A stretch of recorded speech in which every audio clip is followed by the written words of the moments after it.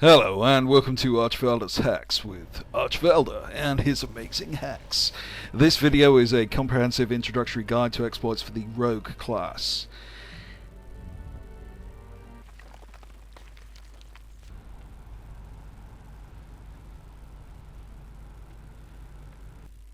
The ability Shadowstep has an amazing property which allows rogues to walk through normally impassable physical barriers. As I'll demonstrate here in Utgard Pinnacle, this method works in almost all instances to some extent. Clear the trash in front of the portcullis leading to the end boss here.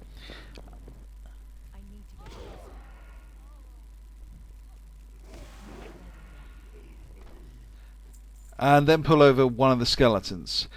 And position yourself so the skeleton is actually inside the barrier, in this case the portcullis.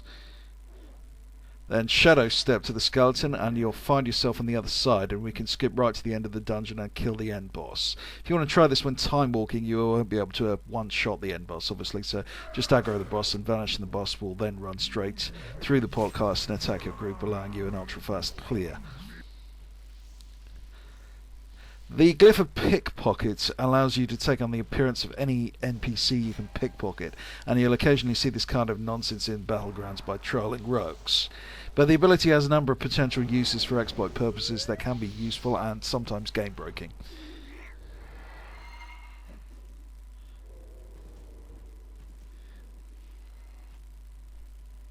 Here in Kunlai Summit at Chow Farmstead, there's an amazing transformation you can use to dominate random battlegrounds. Look for a cloud of dust.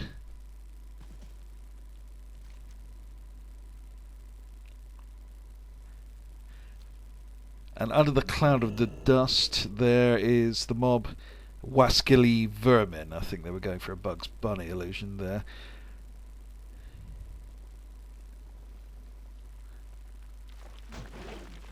And sap the vermin, as it tends to move around quite quickly, and then pickpocket it, and you can see you've now transformed into a small clump of earth that is very hard to pick out from a distance, even when you know it's there. Now, pickpocket transformations break on combat, so we're going to use a trick in battlegrounds to maintain the illusion. You see how the clump of earth works there.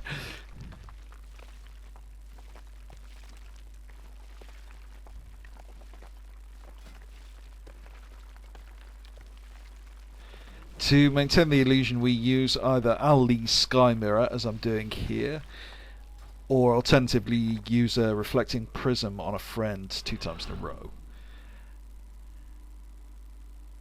Aside from making yourself very difficult to target, this disguise has another amazing property, as you'll see here. When you pick up the flag, it does not display on your character at all, and with burst of speed you can slip past even the most skilled of pre-made teams.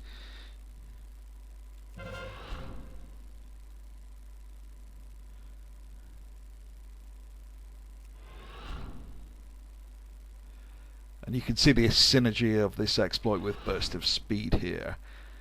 Up until this point, I'm probably not visible on the map. And at this stage, the enemy team now has to pick me out somehow in this massive foliage. It's more or less impossible.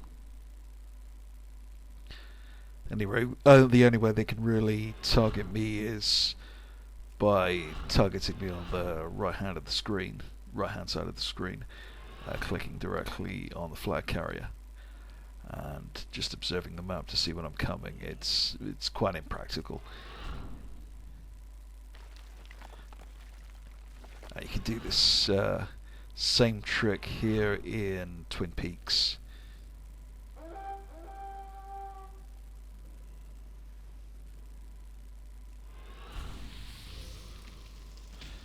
You find this is a very, very powerful trick, almost as powerful as a fly hack here. I've even beaten pre-mates in hopeless pug groups using this trick. If you want to try a more subtle version of the same trick, which is less likely to trigger reports, consider pickpocketing the Arakoa. All Arakoa models other than the cursed flightless lands will work. This model also hides the flag, and see how that works.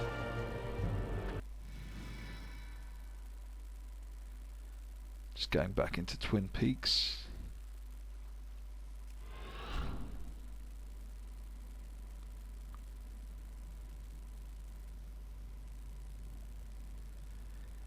And essentially you get the same basic effect. The flag is hidden by the Arakoa's foliage, though it does leave a trail behind you as you'd expect normally. The Arakoa model also has a very interesting property in that one of its striking animations causes the Arakoa to fly into the air for a second. This has exploit opportunities, as I'll cover in a future video.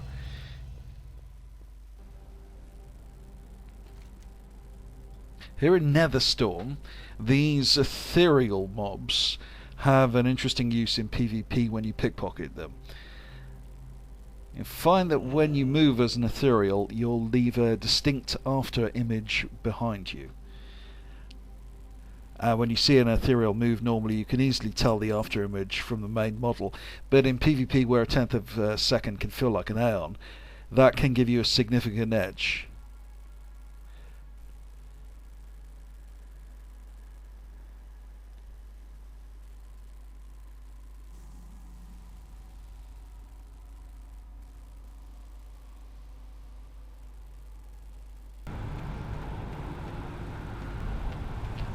Various types of ethereal.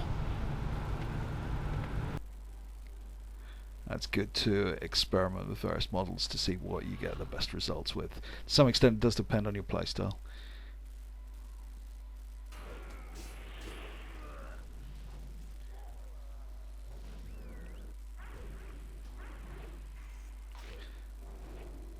And I think you can see from the footage here the difficulty in actually targeting the ethereal. I mean, it's difficult to target a rogue at the best of times.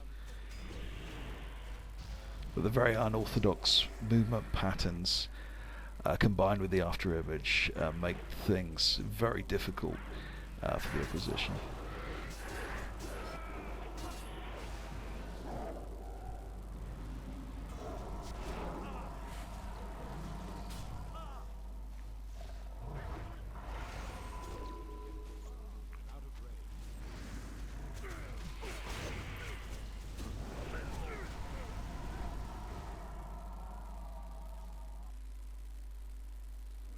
And of course, it's just enormous fun taking on a different appearance. You know, you'll attract an awful lot of attention using this disguise if you're an attention whore like myself. Rogues are famous for what is known as ninja capping, and that's the art of stealing a flag in a battleground like Arathi Basin when other players are distracted or not paying attention. I developed what I believe is the ultimate form of ninja capping, and this is one of the more complex exploits and it's quite a challenge to pull off. First, get a debuff which will reduce your size. Here I'm using the debuff from the Dark Moon Fair. Then add a debuff which makes you larger. I'm using the World Enlarger from Engineering. This will allow you to jump on the flag with a large mount, then jump on top of the flag, cancel the enlarge debuff and log out. And when you log back in, you'll find you're actually inside the flag and are largely hidden from view. If you log out exactly the dead center of the flagpole, it will be impossible to attack you directly as you'll be out of line of sight, although you can still be hit by AoE.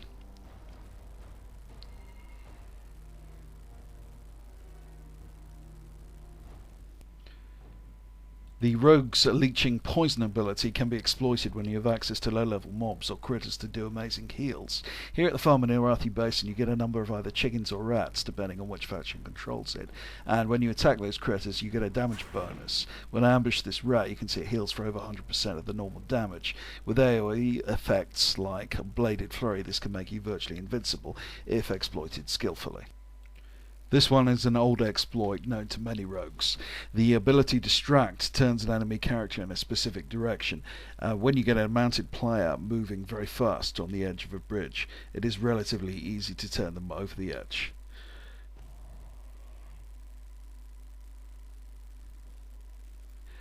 This following exploit is one of the coolest and most powerful exploits in the entire series. Here in Golgron there are two mobs, Enthralled Mutants and Twisted Guardians. When killed, these mobs leave a pool of green fluid, which when you stand in it gives a 5% bonus to all stats. Now if you're wondering if you can take this buff out of the zone into a raid, no you can't. Virtually all buffs like this expire when you leave the zone. However, there is a way to capture some of the power of this buff when leaving the zone. The rogue ability Slice and Dice adds 40% to your attack speed and an amount determined by your mastery. Slice and Dice is a snapshot ability. Snapshotting means that the amount of attack speed generated by Slice and Dice is determined at the moment the ability begins and is not updated dynamically. What this means is that if we build up 10 stacks of mutagen, we can start Slice and Dice and gain up to 113% attack speed. Now crucially, this buff does not expire when zoning, but it only lasts a maximum of 43 seconds. However, the glyph of momentum refreshes the Slice and Dice buff to its snapshotted value every time you kill a mob within 10 levels, meaning that you can maintain the buff indefinitely for farming purposes. So effectively, provided you have something you can kill every 35 seconds, you can keep 113% attack speed for as long as you want. And if you can find some way to increase your mastery beyond that, you can maybe do even better. That's the best mastery buff I've been able to find so far. Mastery rebuff does help a lot with your white damage. That's your basic auto attacks, and with your deadly poison procs. Now we're going to return to the shadowstep ability. Shadowstep can be combined with many items such as the stackable stag I'm using here. That's an item you can buy from the Hemet Nessingwary camp in the Valley of the Four Winds in Pandaria. If you put down the stag and use a simple but special macro I'll link to below, the rogue can use Shadowstep like a warlock's demonic circle. Here in Battle of Gulneas, you can put the stag in this tree and then port to it whenever you wish to get out of melee range. As with Demonic Circle and Mage's Altered Time, there are almost infinite uses for this ability. And here in Temple of Kotomogo, I'll give you another illustration. So you can see the enemy team have essentially taken over the centre of the battleground. So when I attack, I'm probably not going to last very long, and indeed I run into trouble here. But I've got an escape route with the stackable stag there. Now I'm just going to return to a couple of exploits that I covered quite recently in other videos, which I don't normally do. I don't normally reuse content, but in this particular case these are valuable exploits and this is a comprehensive guide. This exploit enables you to get past the gates in Strand of the Ancients. You stick your stackable stag next to the cannons there and then shadow step to it and you can bypass the gates. And here in Isle of Conquest, we use the Cloak and Dagger ability to port straight up to the cannons from the ground. And this enables you to start bombing the gates in record time. A team of rogues could really destroy the gate using this method.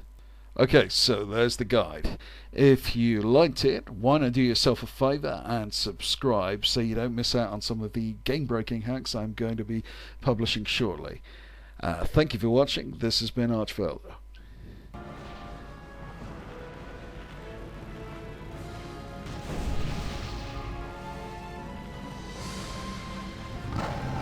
Whoever did this, you have my deepest respect.